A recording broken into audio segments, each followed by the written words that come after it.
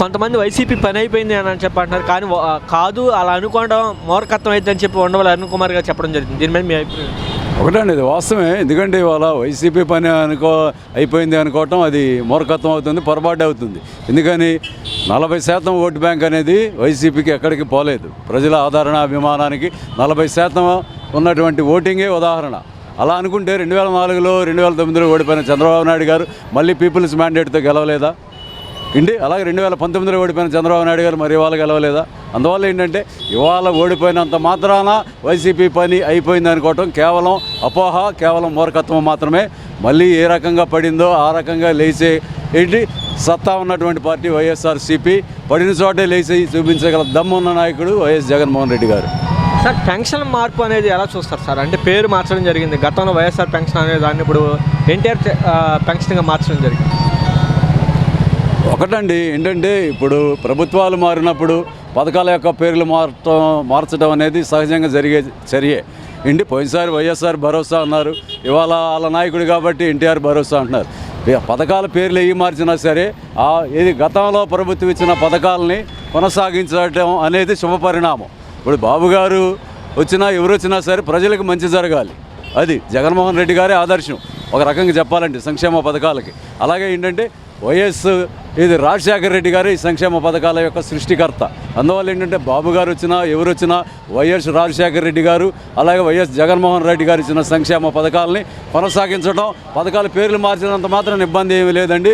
ప్రజలకు మంచి జరిగే రాజశేఖర రెడ్డి గారు అలాగే జగన్మోహన్ రెడ్డి గారు పథకాలను కొనసాగించడం అనేది శుభపరిణామంగానే చూస్తున్నాం. కొంతమంది అంటున్నారు కాదు ఉండవల్లి అరుణ్ కుమార్ గారు ఏమో అలా అనుకుంటే మూర్ఖత్వం అంటారు సార్, ఎలా చూస్తారు?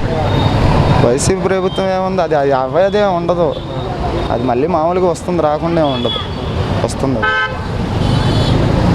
సార్, కొత్త పెన్షన్కి పేరు మార్చడం జరిగింది. గతంలో వైఎస్ఆర్ పెన్షన్ అనేది ఇప్పుడు ఎన్టీఆర్ పెన్షన్ కానుక పెట్టడం జరిగింది.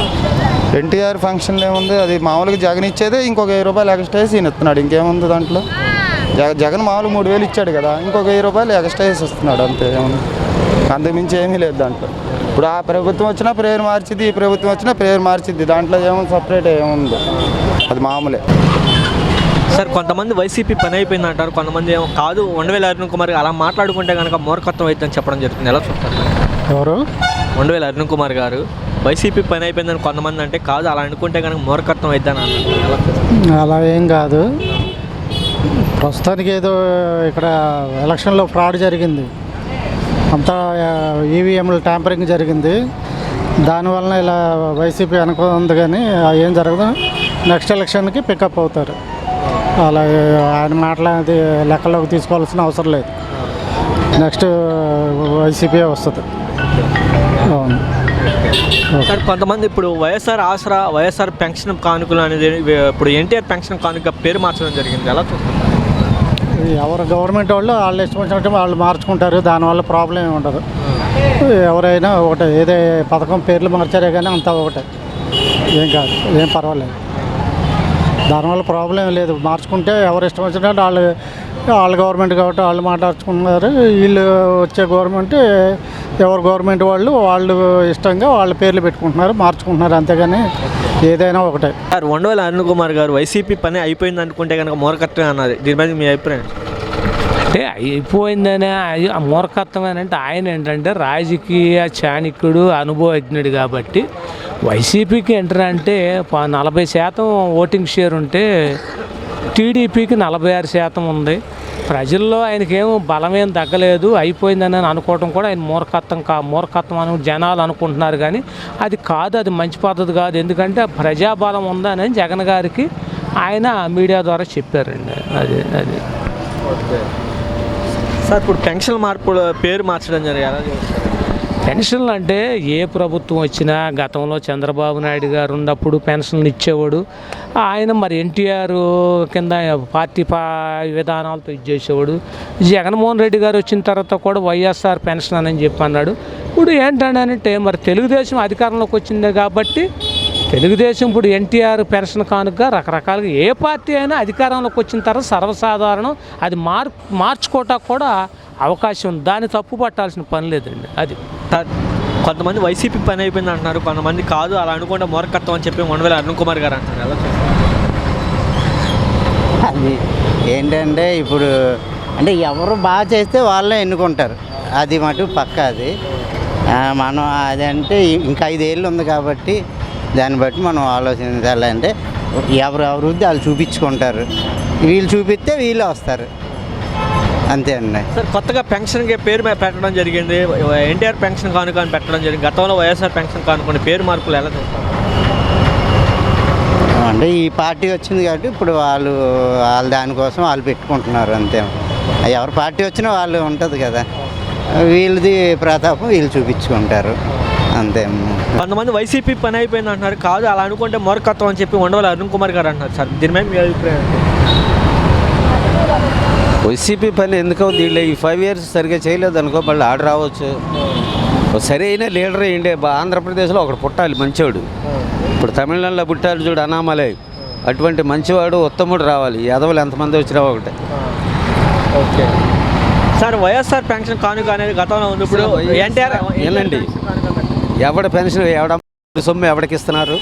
ప్రజాధనాన్ని దుర్వినియోగం చేయడానికి ఆడికి ఏం హక్కు ఉంది? సీఎం అయినా సరే ఆడెవడో ప్రజలను అడగాలిగా. నువ్వెవడో పంచిపెడతానికి డబ్బులు నీ ఇంట్లో డబ్బులు పంచిపెట్టి అప్పుడు అడుగు మగోడు అంటారు.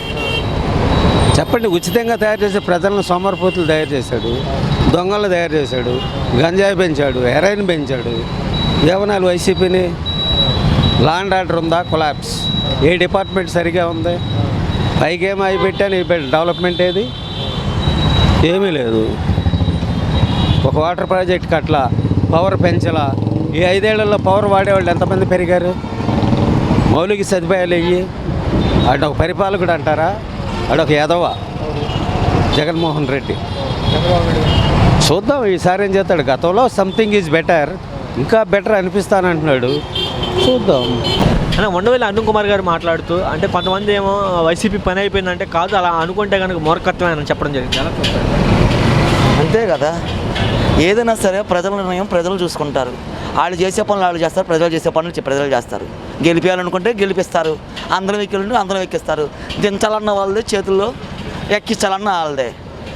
పోయినసారి 151 జగన్కి ఇచ్చాం.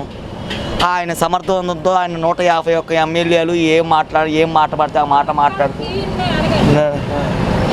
ఏమంటారు చూసుకున్నారు, పక్కన పెట్టారు. ఇప్పుడేమో ఈయనకి 165, 64 ఇచ్చారు. ఈయన కూడా తిన్నగా చేసుకుని ప్రజల గురించి కాస్త కందిపప్పులు అయ్యి కాయ పండ్లు ఈ రేట్లు తగ్గిస్తే కొద్దిగా ఈయననే ఉంటాడు, లేకపోతే ఈయన కూడా దిగిపోతాడు, అంతే. ప్రజలు గుండెల్లో అభిమానిస్తే గుండెల్లో పెట్టుకుంటారు, దూరం చేసుకుంటారు. ఎవరిదైనా వాళ్ళు చేసే విధానంలో ఉంటుంది, వాళ్ళు చెప్పే మాటల్లో ఉంటాయి, వాళ్ళు చేసే పనుల్లో ఉంటుంది.